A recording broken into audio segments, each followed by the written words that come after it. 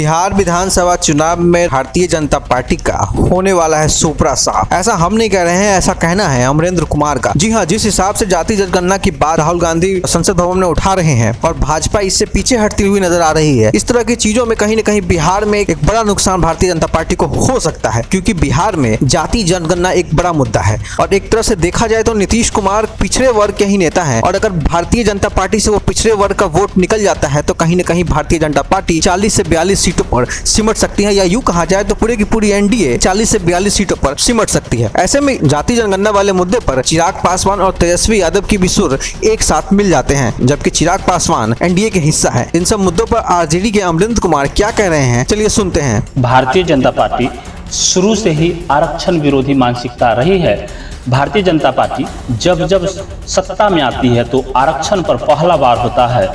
बिहार में आदरणीय तेजस्वी प्रसाद यादव जी के अथक प्रयास से जातीय जनगणना करा करके आबादी के अनुसार उनकी आबादी के अनुसार आरक्षण का दायरा EWS 10% सहित कुल 75% बढ़ाया गया।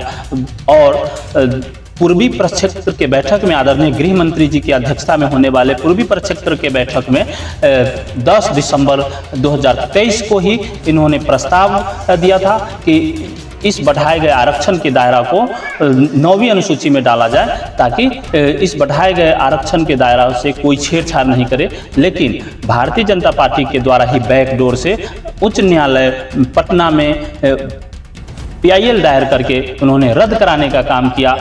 अगर 9वीं अनुसूची में डाला गया रहता तो फिर ये आरक्षण के दायरा बढ़ाए गए आरक्षण के दायरा से छेड़छाड़ नहीं होती। लेकिन भारतीय जनता पार्टी ने 9 महीने बीतने के बावजूद भी 9वीं अनुसूची में डालने का काम नहीं किया।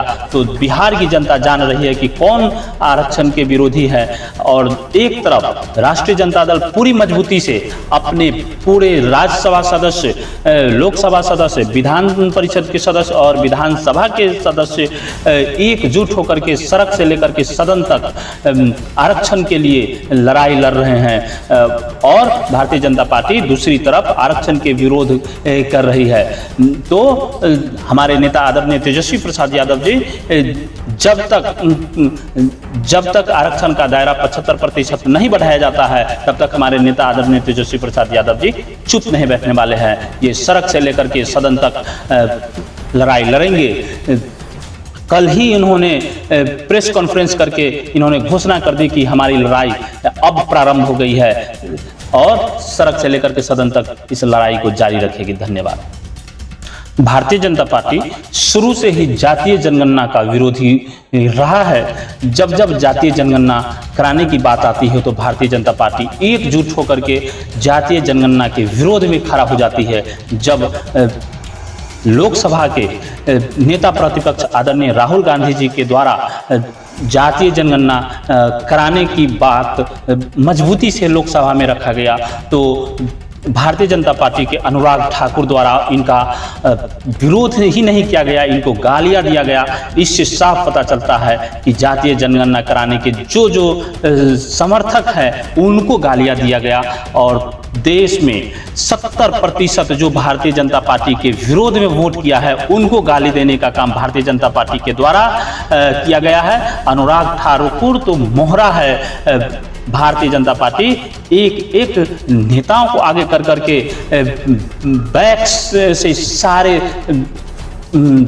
देश की जनता को एक एक करके गालियां देने का काम करती है। इसका खामियाजा भारतीय जनता पार्टी को आने वाले जो भी चुनाव होंगे जिन जिन राज्यों में उनमें भुगतने का काम करेंगे। धन्यवाद। अगर आप ये हमारा वीडियो YouTube पे देख रहे हैं तो हमारे पेज को सब्सक्राइब कीजिए, और अगर आप ये हमारा वीडियो Facebook पे देख रहे हैं तो हमारे पेज को फॉलो कीजिए। धन्यवाद।